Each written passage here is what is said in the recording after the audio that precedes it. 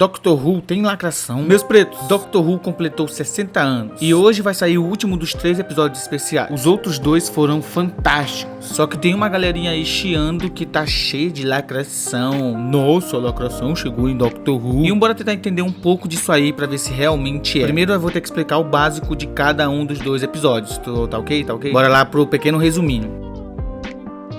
O primeiro episódio começa quando o doutor acabou de voltar a ser o gostoso do David Tennant e ele caiu em Londres de 2023, reencontrando a Dona Noble. Ela ainda tá com as memórias bichadas que nem ela tava na 4ª temporada. Agora ela tem um marido que é mais um bananão, né? Igual qualquer namorado em Doctor Who, onde as mulheres elas sempre são fodonas e os caras sempre são os maiores cornumanos que existem na Terra. Dudu tá aqui nesse grupo, não acredito. Logo ele ficou me tentando pra caralho pelo WhatsApp. Eu falei assim, não vou nem tocar na siririca hoje, vou encontrar um maluco, vou botar ele pra chupar, não sabe nem lamber, linguinha de cobra, né? Normal de homem hoje em dia. Agora ela tem uma filha que se chama Rose e o Wilfred tá com a Kate. Nosso velhinho vai deixar saudades. Aí vem um alienígena fofinho chamado Mip, que tá sendo caçado por uns besouros muito putão lá. E esse Mip faz amizade com a Rose, porque ele entende ela, já que ele é caçado só por ser quem ele é. E a Rose sofre preconceito só por ser quem ela é. Pra quem ainda não percebeu, a Rose ela é uma mulher trans. Daí rola uma ação absurda e o doutor demonstra que a nova chave de fenda sônica dele tem superpoderes muito foda que conseguem criar campos holográficos, sei lá o que já é aquilo. Upgrade, meus amigos. Upgrades. Eles fogem com o Mip, daí o doutor convoca uma reunião usando a tal da proclamação das sombras. E eles descobrem que o Mip, na verdade, é um fogueteiro de carteirinha. E aí ele foge, entra dentro de um foguete gigantesco e vai soterrar Londres. O único jeito de vencer é se tivessem 2 doutores. Aí o doutor não vê mais alternativa e recupera as memórias da Donna. Ela lembra de tudo e eles juntos conseguem parar o plano do Mip. E quem derrota o Mip no final é a Rose, porque ela também tem os poderes, já que ela nasceu afetada pelos poderes da Donna. E aí no final a Rose e a Donna elas estão pra morrer lá por conta dos efeitos mentais que causa ser um senhor do tempo, só que elas usam uma rara habilidade feminina de deixar pra lá. Agora bora pro segundo episódio. No segundo, eles encontram o Newton bem no momento que ele tá inventando a gravidade e eles acabam confundindo a mente dele e ele chama de Mavidade. E eles não largam o osso e falam Mavidade o episódio inteiro. Aí eles vão parar numa nave espacial que tem um robozinho da Alexa parado lá, sem fazer nada. Aí a TARDIS mete o pé e eles ficam sozinhos. E eles descobrem que eles estão na parte vazia do universo, onde tem absolutamente nada. E aí fica a dúvida, será que é o mesmo lugar onde tava a nave do Fluxo? Aí rola uma das cenas mais geniais que eu já vi em Doctor Who, que eles ficam divididos em um time-lapse. A Donna fica conversando com o doutor sobre o que vai acontecer com os parentes dela se ela simplesmente não conseguir voltar dali. Enquanto isso, no outro canto, o doutor tá conversando com a Donna sobre o que vai acontecer com a TARDIS se ela cair num lugar aleatório e alguma sociedade encontrar ela. É muito massa quando uma obra usa desse recurso narrativo de mostrar 2 momentos diferentes no tempo pra poder gerar uma interação, como se eles fizessem parte da mesma coisa. Mas a gente descobre que foi uma pegadinha do malandro e na verdade tinham 4 pessoas ali. Tem uns bichos estranhos que recriaram o corpo do doutor e da Donna. Aí eles têm que fugir daqueles bichos pra conseguir sobreviver. Enquanto tá rolando toda essa parada aí, é bacana que é trabalhado o negócio do fluxo do doutor e como isso afetou a mente dele. Daí eles descobrem que na verdade o robozinho da Alexa é o detonador de uma bomba que vai auto-explodir a nave inteira. E eles têm que conseguir correr contra o tempo pra poder se livrar daquilo ali sem deixar aquelas criaturas escaparem pro universo. E aí dá muitas maracutaias, o doutor confunde a Donna, leva a Donna falsa, só que aí ele joga ela fora de novo e ajuda a Donna verdadeira e eles vão embora e dá tudo certo. Aí eles reencontram o Wilfred, eu chorei, tu chorou, Jesus chorou, o Twitter chorou, até a Choquei chorou. E ele ainda tá com a mesma pegada de sempre. Daí a gente descobre que tá rolando um 2012 lá no mundo e acaba o episódio. O Russell confirmou que essa foi a única cena que eles gravaram com o ator do Wilfred antes dele ter falecido. Então ele não vai mais aparecer na série. Eu chorei, tu chorou, Jesus chorou, o Twitter chorou, até a Choquei chorou. E esses foram os 2 episódios. Agora bora falar do que o povo tá reclamando.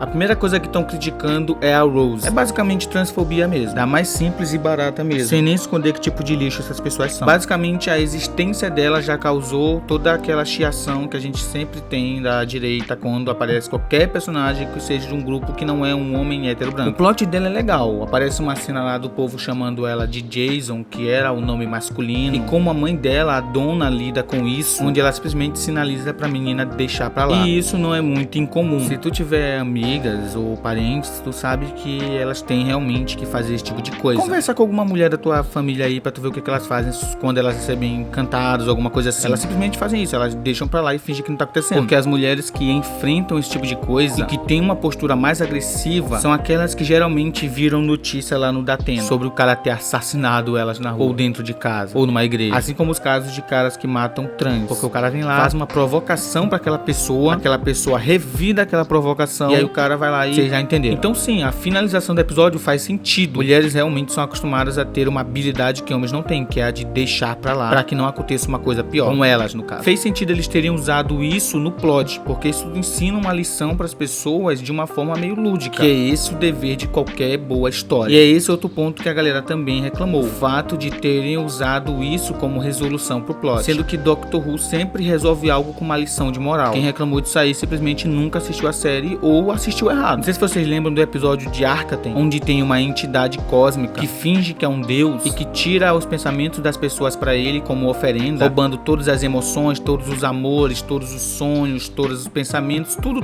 que representa aquelas pessoas, trazendo tudo aquilo pra ele mesmo, pra ele poder desfrutar daquilo e ficar se sentindo um deus. Daí o doutor vai lá e dá todas as memórias dele, porque elas são muito mais pesadas do que a daquele povo, e é a forma dele de salvar aquele povo. Você gosta de pensar que você é um deus, mas você não é um deus. Você não passa de um parasita, remoído de ciúme e inveja, desejando a vida dos outros. Você se alimenta deles, das lembranças de seus amores e perdas, dos nascimentos e mortes, de alegrias e tristezas. Então, pegue as minhas memórias.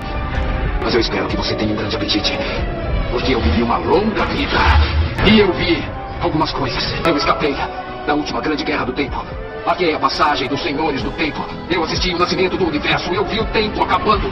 Acompanhei cada momento até não sobrar nada, nem tempo, nem espaço. Apenas eu. Eu andei por universos onde as leis da física eram inventadas pela mente de um louco.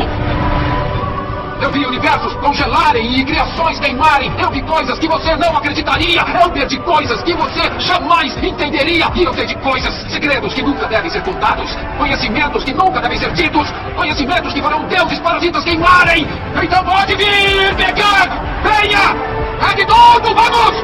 Venha! Venha tudo! Daí vem a Clara e mostra aquela folha seca, que foi o que fez os pais dela terem se conhecido. E por conta dela ter dado uma importância gigantesca para aquela folha, aquilo se tornou mais poderoso até mesmo do que as memórias do doutor, e acabou derrotando aquela criatura, demonstrando que não importa o que tu viveu, o que tu viu, o que tu pensa, às vezes eles têm coisas simples e bobas que por conta do sentimento que tu colocou em cima delas, elas são muito mais importantes do que vivências bem mais grandiosas e complexas. É uma mensagem bem legal. E Doctor Who não começou a aparecer com personagens identitários de agora. Nós sempre tivemos essa divisão bem delimitada entre o foco de personagens masculinos e femininos. E esse negócio das mulheres resolverem os problemas e de chamarem o doutor de inútil, isso acontece desde o primeiro doutor, onde nós tínhamos o doutor, a Susan, o Ian e a Bárbara. E geralmente eram os humanos que salvavam o dia e ensinavam alguma lição pro doutor, e não o contrário. Como no arco dos Daleks, onde é a Bárbara e a Susan que fazem as coisas certas, enquanto o doutor e o Ian estão brigando lá pra ver quem é o cara que mais vai mandar no grupo. E no fim das contas eles não ajudam em praticamente nada. Ou como acontece no New Who com qualquer companion. Tipo no fim da primeira e da segunda temporada, onde é a Rose que salva o dia. No fim da terceira é a Martha. No fim da quarta é a Donna. No fim da quinta e da sexta é a Amy. No fim da sétima, da oitava e da nona é a Clara. No fim da 10ª é a Bill. No fim da 11ª e 12ª é a própria doutora. E no fim da 13ª é a Yasmin que salva o dia. Então a gente sempre teve os companions sendo bem mais importantes que o doutor. Inclusive em várias temporadas ele fala isso, de que não é ele o grande herói do universo que salva o dia, de que na verdade é ele quem é salvo pelos amigos dele. E inclusive isso é uma das coisas mais legais dessa série. E também tem uma divisão bem clara entre pra quem vai ser o foco em cada episódio. Geralmente as temporadas são divididas entre metade dos episódios do doutor salvando o dia, metade dos episódios da companheira salvando o dia, com sempre o último episódio sendo dessa companheira salvando o dia. Porque é o seguinte, a série sempre vai ser do doutor, ele vai continuar sempre sendo o protagonista, independente do que acontecer. Só que aquela companheira dele é passageira, ela geralmente dura uma temporada, 2 temporadas, quando ela dura muito são 3 temporadas. Então é importante que essa companheira salve o dia várias vezes e também salve o dia na última aventura que ela vai aparecer, porque é ela quem é temporária e vai ser substituída no futuro. Já o doutor não, ele tem tempo de sobra para poder salvar o dia e demonstrar que ele é importante, já que a série sempre vai ser dele. E eu acho isso um ponto extremamente positivo, e essa série sabe dosar muito bem esse foco entre um e outro. É muito legal. Então é isso, sempre foi uma série com personagens femininas incríveis. Todo mundo que realmente é fã dessa série, alguma hora já foi questionado pelas seguintes perguntas: qual é o meu doutor favorito? Qual é a minha companion favorita? Porque as duas coisas têm o mesmo peso. É muito legal, qualquer tipo de pessoa pode se representar por aqui. A série sempre foi extremamente feminina. O doutor sempre teve discursos antimachistas desde o começo, e isso só se manteve até hoje. E a Donna sempre falou esse tipo de coisa. Quem tá reclamando dela ter falado isso nesse episódio é porque simplesmente não assistiu a temporada dela. É dito na temporada temporada 4, pelo menos umas 5 vezes, que quem cuida do doutor é a dona. Até no episódio que eles encontram o Wilfred pela primeira vez e tal, e ficam os 3 naquele episódio, aí o Wilfred fala que é pro doutor cuidar da neta dele, e ele fala pro Wilfred que na verdade é o contrário, é geralmente ela que tá cuidando dele, protegendo ele. Eles só repetiram essa relação nesses episódios especiais. A gente também sempre teve vários personagens negros importantes dentro da história, como por exemplo a gente pode ter o Mick, a Martha, a Bill, a Yasmin e o Ryan, além de outros personagens que aparecem em um episódio ou outro. E sempre que um personagem negro é introduzido na história, a pauta racial volta a ser foco da história, assim como o soco na cara do racista que o 12º doutor deu nesse episódio aqui, que é muito incrível, assim como as questões envolvendo sexualidade que sempre foram presentes nessa série. Desde a primeira temporada do New Who, quando aparece o Jack Harkness e o doutor fala pra Rose que o Jack já é do futuro e que no futuro os humanos já entenderam que esse negócio de sexualidade é extremamente atrasado. E o próprio doutor fala que por ele ser um senhor do tempo, uma raça que alterna de sexualidade às vezes quando se regenera, essas questões sexuais nossas pra ele são idiotices. Ele até revela que ele teve um lance amoroso com o mestre no passado, sendo os 2 homens, porque não tem problema. E também tem um episódio em que tem um general lá de Gallifrey, e aí o doutor mata ele se regenera e vira uma mulher. Aí o soldado fica meio confuso se chama ele por um pronome masculino ou feminino, e ele fala que aquela foi a única regeneração dele que foi masculina, e que todas as outras eram femininas, e que ele originalmente é uma mulher. E pros senhores do tempo isso é muito simples, eles chamam de ele. Se tá no corpo feminino, eles chamam de ela. E tem alguns dos senhores do tempo que preferem um pronome específico, tipo o doutor. O doutor, ele prefere o pronome masculino, assim como o mestre, que quando regenera pra uma mulher, muda pra Missy. Ela até muda o nome dela. E em momento nenhum na série é demonstrado problema referente a isso. Assim como a Honey lá na série antiga, que possivelmente nem sempre foi mulher, mas é a Honey porque ela tá no corpo feminino e ela quer ser chamada assim. Isso sempre esteve trabalhado na série desde a série antiga lá dos anos 60. Além do Jack, que é um personagem extremamente importante e que a sexualidade dele não é definida, ele basicamente tá pra jogo, qualquer coisa que respire perto dele ele quer meter. E ele é muito importante na primeira temporada, na terceira temporada e na quarta temporada, além de que ele volta em um episódio da 12ª. E se não me engano tem até uma série própria dele, que é a Torchwood, em que aparece ele e aparece a Martha Jones, mas não sei se é deles, eu nunca cheguei a assistir. Além dele nós temos lá na 6ª temporada a Vastra e Jane, onde a Vastra é uma reptiliana. Sim, a teoria da conspiração dos reptilianos é real em Doctor Who. E a Jane é uma mulher dos séculos passados, não sei de que século que ela é, mas não é do nosso século, ela é do passado. E aí elas são simplesmente um casal, e é simplesmente isso, não tem um grande problema no plot, é só isso mesmo, elas são um casal e é isso. Nós temos também o próprio doutor, que independente do corpo dele, ele mantém a preferência para mulheres, sempre foi demonstrado isso. Além disso, nós temos a Bill Potts, que ela é lésbica e ela tem uma namorada na temporada lá. E nós temos no final a Yasmin com a doutora, que viram um casal, só que não dá certo porque a doutora acaba morrendo. E é muito legal o jeito como eles tratam a relação da doutora com a Yas, porque a doutora sempre demonstrou ter interesse por mulheres mesmo, ter interesse por homem, desde que ela era um homem e tal, tipo a Marilyn Monroe, a Elizabeth I, a Riversong. Então o doutor sempre foi alguém que quis mulheres independente da sexualidade dele. Até quando ele virou a doutora, ele permaneceu com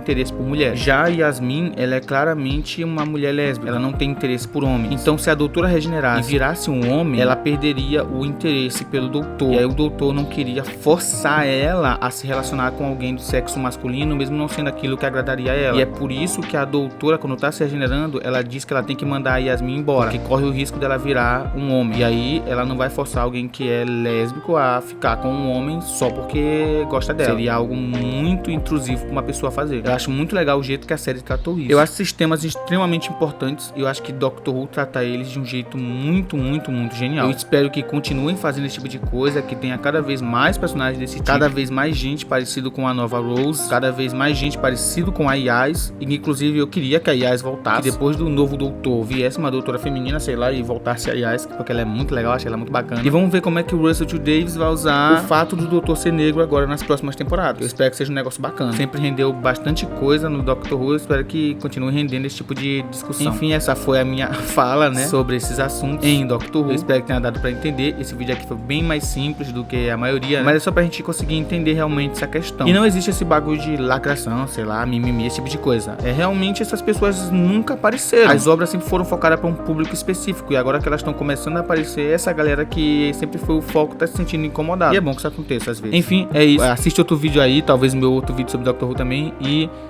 é isso.